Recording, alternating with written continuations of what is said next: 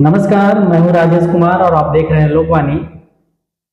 दोस्तों, आज मैं जिस मुद्दे पर बात करना चाहता हूं वो मुद्दा काफ़ी ज़्यादा गंभीर है और इस गंभीर मुद्दे को और ज़्यादा गंभीर भारत के पूर्व उपराष्ट्रपति धनखड़ जी ने बना दिया।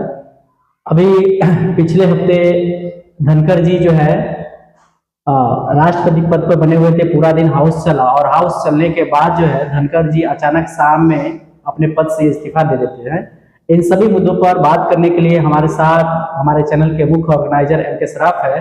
सबसे पहले आपका बहुत बहुत स्वागत है हमारे चैनल लोकवाणी में। धन्यवाद। आज का जो महत्वपूर्ण मुद्दा है वह भारत के उपराष्ट्रपति पद का है। आपने देखा कि पिछले दिनों में उपराष्ट्रपति जी जो है धनखड़ साहब अचानक से पूरा दिन हाउस चलने के बाद अचानक से स्वास्थ्य का हवाला दे करके इस्तीफा दे देते हैं। उसके बाद वह पद अभी तक जो है खाली है। यह पद इतना महत्वपूर्ण क्यों है, क्या यह पद कितने दिन तक खाली रह सकता है और इस पद पर जो आने वाले व्यक्ति हैं उन सभी के विषय में थोड़ा विस्तार से आप बताइए ताकि हमारे दर्शकों को यह जानकारी उन तक पहुंच सके। देखिए राजेश जी, जगदीप धनखड़ जी जो हमारे उपराष्ट्रपति थे उन्होंने अच्छा कार्य कर रहे थे और क्या ऐसी मजबूरी पड़ गई कि उन्हें इस्तीफा देना पड़ा।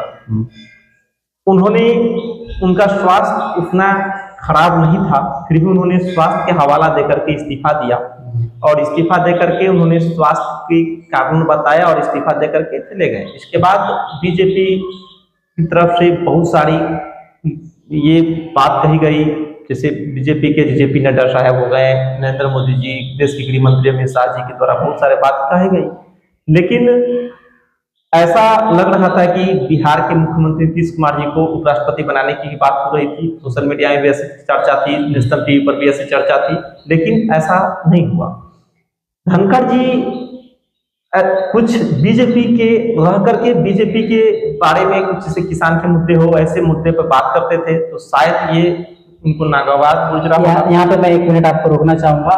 आपने कहा कि वो किसान के मुद्दे पर बात करते थे। आपका कहने का अर्थ है कि बीजेपी में रह करके ही वो बीजेपी के खिलाफ बात करते थे। हाँ। विपक्ष का ऐसा आरोप है कि विपक्ष ऐसी आरोप लगा रही है कि धनखड़ साहब जो है बीजेपी के साथ रह करके बीजेपी से ही सवाल पूछने का काम कर रहे थे, इसलिए जबरदस्ती उनको स्वास्थ्य का हवाला दे करके उनको इस्तीफा करवाया गया ताकि कोई ऐसा व्यक्ति आए राष्ट्रपति के पद पर जो केवल अपना काम करे, उनको सवाल करने का अधिकार नहीं होगा, ऐसा विपक्ष कह रहा है। क्या बात सही हो सकता है, ऐसा ही होगा। अंदर खाने की क्या बात है वो हम लोग को नहीं पता, लेकिन ऐसा ही कुछ हो सकता है। अब वो तो इस्तीफा, मैं बात कर रहा था सीपी राधाकृष्णन जी, वो एक ऐसे व्यक्ति हैं जो प्रमुख रूप से आरएसएस से जुड़े हुए व्यक्ति और उन्होंने बीजेपी के लिए भी बहुत सारे काम किया है और अभी फिलहाल वो महाराष्ट्र के राज्यपाल हैं, महाराष्ट्र राज्य के राज्यपाल हैं और उससे पहले उन्होंने 2 टर्म तमिलनाडु से सांसद रह चुके। इसके पहले वो झारखंड राज्य के भी राज्यपाल रह चुके हैं। उन्हें उपराष्ट्रपति पद के लिए नियुक्त किया गया है और वहीं 21 अगस्त को उम्मीदवार का नामांकन होना है, उसमें उनका नाम शामिल होगा और वही भारत के उपराष्ट्रपति। उनके बारे में एक और सामने खबर आ रही है कि वो बीजेपी और आरएसएस से जुड़े हुए लोग हैं और महाराष्ट्र में 2 बार सांसद भी रह चुके हैं।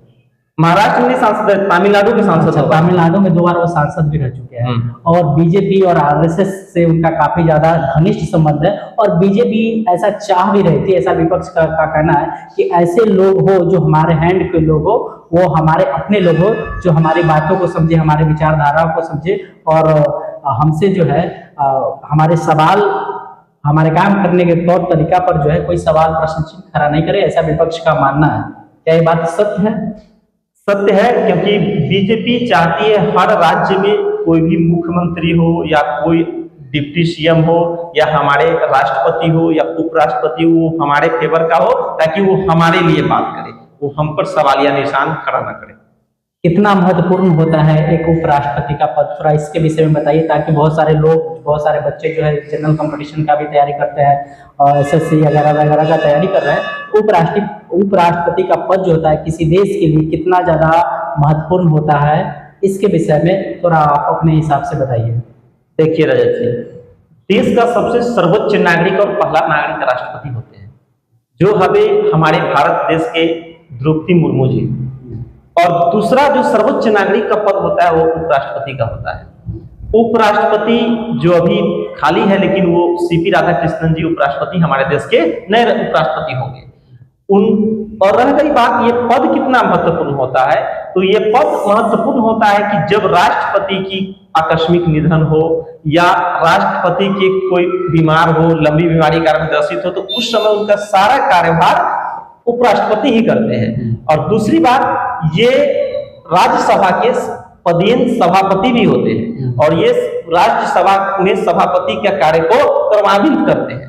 और उपराष्ट्रपति जी राष्ट्रपति का एक प्रतिनिधित्व करते हैं और उपराष्ट्रपति जी राष्ट्रपति का बहुत सारे कार्यभार को भी संभालते हैं। सबसे आपका कहने का अर्थ हुआ कि हाउस का संचालन सुचारू रूप से हो, उसमें राष्ट्रपति उपराष्ट्रपति जी का बहुत ज्यादा इंपॉर्टेंट रोल होता है। हाउस में बहुत सारे प्रश्न जो होते हैं, जो मेंबर चुन के जाते हैं हाउस में, वो सारा प्रश्न, सारा समस्या जो है उपराष्ट्रपति के सामने ही रखा जाता है। फिर वो उपराष्ट्रपति आगे की तरफ उस प्रश्नों को ट्रांसफर करते हैं क्योंकि वो एक सदन, जैसे हमारे दो सदन होते हैं लोकसभा में, एक राज्यसभा सदन और एक लोकसभा सदन। लोकसभा के जो सदन होते हैं उसमें जो सांसद जो जीत कर जाते हैं उनका सदस्य होते हैं, और राज्यसभा का जो मनोनीत सांसद होते हैं, जिससे राज्यसभा से चुना जाता है, वो सांसद होते हैं, उनका वो सभापति होते हैं, उनका वो पदेन सभापति होते हैं। सभापति तो ऐसे होते हैं, लेकिन पदेन सभापति होते हैं जब वो सारे कार्य को सुचारू ढंग से किस प्रकार से किया जाए उस पर वो अपना विचार देते हैं और विचार सुनते भी हैं।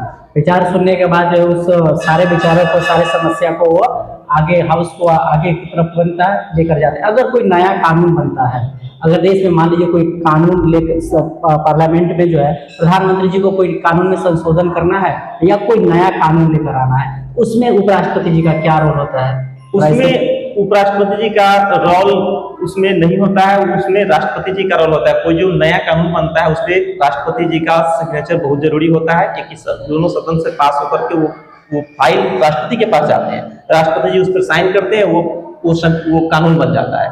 उपराष्ट्रपति सिर्फ उनमें भागीदारी निभाते हैं और वो अपना सिग्नेचर उन पर राष्ट्रपति के बाद कर देते हैं। उपराष्ट्रपति के हाउस में मेंबर जो है, चुने हुए मेंबर नए कानून को लेकर के चर्चा करते हैं या नहीं करते हैं? करते हैं। उसमें उपराष्ट्रपति जी के सामने इस प्रस्ताव को रखा जाता है। उपराष्ट्रपति जी सारा प्रस्ताव सुनने के बाद, सारा चर्चा सुनने के बाद ही उस पर कुछ ठोस निर्णय लेकर के राष्ट्रपति के पास जो है उचित डॉक्यूमेंट्स को आगे बढ़ाते होंगे। जी ऐसा ही होता है, ऐसा ही होता है। सारा कुछ सुन करके और वो उपराष्ट्रपति जी के पास अपना उसको अनुमोदन करते हैं, अपना प्रस्ताव को। कुल मिलाकर इस वीडियो के माध्यम से यह निष्कर्ष निकलता है कि भारत जैसे लोकतांत्रिक देश में और दुनिया के भी बहुत सारे लोकतांत्रिक देश में उपराष्ट्रपति का पद जो है बहुत ज्यादा महत्वपूर्ण है। इस पद को खाली ज्यादा दिनों तक नहीं रखा जा सकता है, क्योंकि यह पद अगर खाली रह जाए तो मेंबर जो होते हैं, जो हाउस के जो मेंबर होते हैं, उनको अपनी बात को हाउस तक पहुंचाने में कठिनाई होती है। जी ऐसा ही होता है, क्योंकि ये सर्वोच्च पद है और सर्वोच्च पद को ज्यादा दिन तक खाली रिक्त नहीं रखा जा सकता है। उम्मीद करता हूं कि जो नए राष्ट्रपति आएंगे वो अपने